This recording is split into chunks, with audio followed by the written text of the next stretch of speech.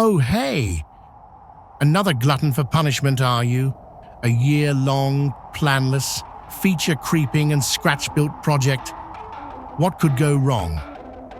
So on a cold winter day, our protagonist escorts his most unwilling partner on an adventure through a damp-assed, endless maze of dirty wrecks and slippery ice, looking for a sporty car seat to fit into the new toy. And it has to be on the cheap, because that's exactly what he is. Cheap. So when the clock struck, I hate you, and the last lane was searched, the cold and irritated duo skate to the exit, but what the is the seat for, though? Well, it's part of a new toy. A wooden car frame thing you sit in, some shit about racing and video games. Another mostly good project, building a DIY sim rig. You know, made of wood.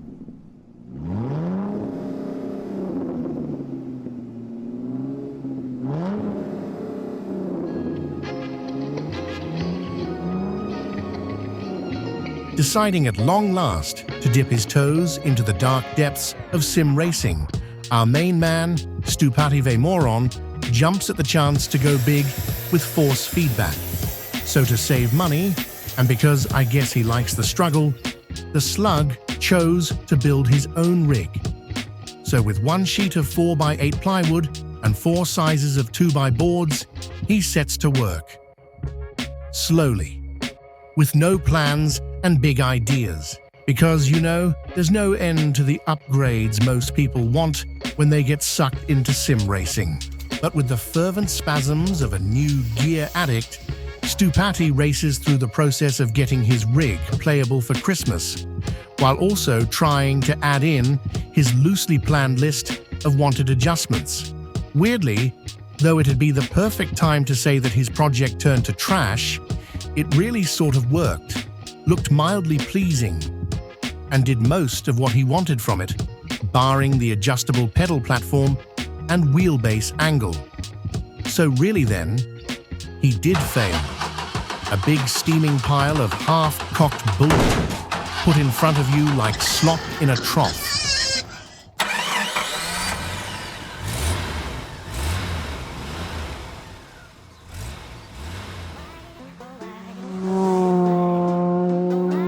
Once the dust had settled on his previous failure, Stupati, our rig racing rube, committed to a complete redesign and a fresh new start on the project. Committed to doing a better job than average. Committed to winning. Committed to creating something that was well above his pay grade. Committed to a sore back, being slouched over the keyboard while planning at the computer for the next few months. Committed to getting his new rig cut on a CNC, committed to a face-smashing bit of hard work, using Adobe Illustrator to create this 3-dimensional and interlocking project, committed to better materials, like this bundle of big and beautiful Baltic birch boards, committed to doing a debatable pile of stupid shit, committed to burnouts, the kind where tires screech or men weep. I'm not telling. Committed. Maybe, though. It was Stupati that should have been committed. He wasn't, though. And here we are, after his first failure. A few hundred hours of intense brain work behind the PC has led him to this sick-looking product. Designed to fit on 3 sheets of 4x8 plywood, this rig had adjustable wheelbase height and angle. Extra seat adjustability beyond a seat's typical rails, with some extra angle adjustment there too. Stupati had also designed a pedal tray that he gave up on because it was looking like it might turn into a steaming pile of flexi trash. He was also hindering himself with his initial designs, as they contained some serious measurement mistakes, which would cost him another few weeks of after-hours toiling, while twitching in a dark, monitor-lit room. Adobe surely almost owns his soul by now. But who cares though, really? Do yourselves a favor. Make sure you design things for the appropriate measurements Check those measurements. Check those measurements. Check those measurements. Check those measurements.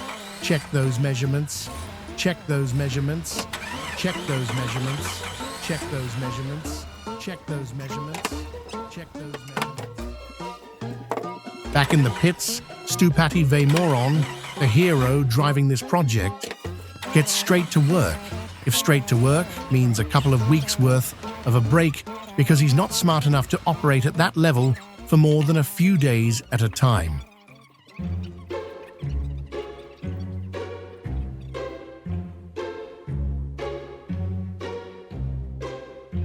So here then, after that stormy interlude, he finds himself coming face to face with the near impossible task of fitting together his junkyard jigsaw.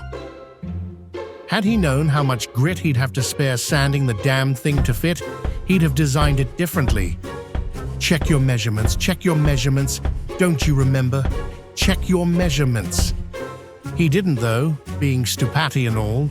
So face to face it was, with that gargantuan mountain of work in front of him, born of his own rudimentary mistakes. Stupati had an epic adventure ahead of himself, frustratingly focused on sanding, filing, testing, filing, sanding, measuring, sanding, filing, stomping, whimpering, sanding, and filing. You get the picture. Or better yet, you won't get the picture. Stupati, hating those woodworking chores like everybody else, declined to film the process, instead focusing those efforts on what was going to come next. A gift, I'd say. One might even find it hard to argue that the omission of any sanding footage is the best part of this video series.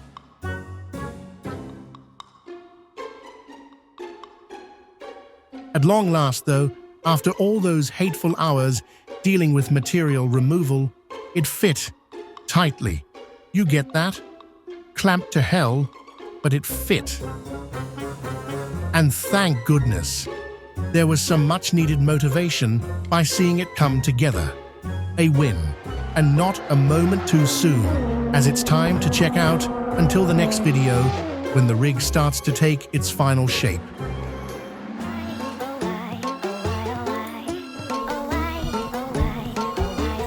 Feeling motivated by a springtime thaw, dry days, and a warm breeze, it was time to take the sim rig work outside, where Stupati could utilize the increased space and gain some much-needed exposure to the sun, while he finished the last little bit of sanding, clamping, and painting.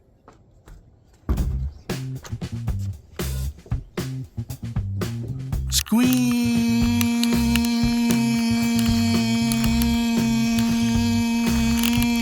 that thing together.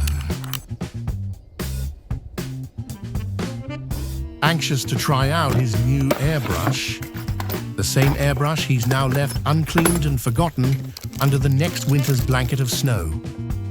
Stupati races forward, finishing up with a touch of glue before he starts, and then straight into laying down his first color, a dark gray paint for the bulk of the rig. But of course, because he'd mismeasured from the start, the damn thing was way too tightly assembled to be able to take it apart for paint. So he had to lower his expectations on the detail he thought he might chase and go with something much simpler. Though to be honest, a guy like Stupati should have made it simple from the start. Regardless, with the second color done, a sporty green with some raw pieces left for flavor and ease, it was time to move on to adding some carpet to the seat tray module, because he thought it might look cool. Unfortunately, the work to add carpet was not clean and not fast, likely stemming from choosing the wrong materials and glue. Once the carpet had been installed, he'd need to spend a couple of hours wiping down all the excess glue that had squeezed out. Adding replaceable seat rail mounting blocks to avoid damaging the main structure was a smart move. And finally, some green appearance boards where he once intended to install working brake lights. He didn't, but he had planned to. And so, with the seat section predominantly finished, it's onto the main rig structure next, where the green and front cross brace is installed, a linchpin in keeping the whole thing as rigid as possible. Some more appearance boards to finalize the build, like side splitters and rocker panels to give it that auto aesthetic, help it match with the front splitters to make it look the part. Stu Patty has only a few more corners to round before he nabs the win.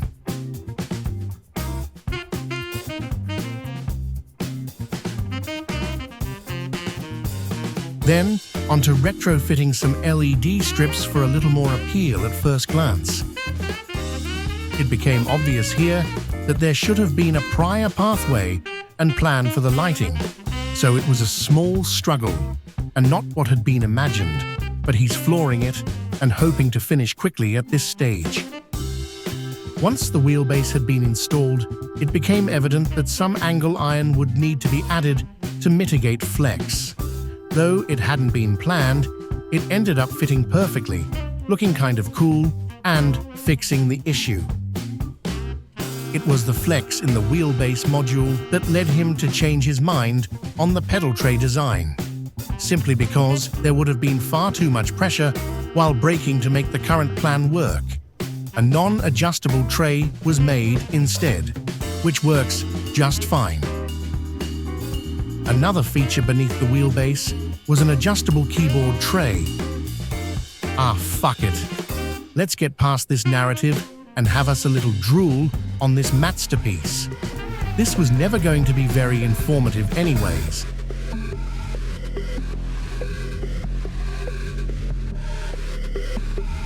Tired of the time he'd spent on the rig, Stu Patty had put little thought into presenting a better reveal in this final act. In addition to missing footage, a story idea, and a great song for this epic end, his dying creative spark also dulled the writing, which otherwise would have been an absolute masterclass in comedic wit and pinpoint joke timing. Instead, though, because of the tired brain thing, shit. Just total shit. A sad effort or a great one? Who cares? What we know, though, is that the rig is done, and so is this damned video series. Ta-da!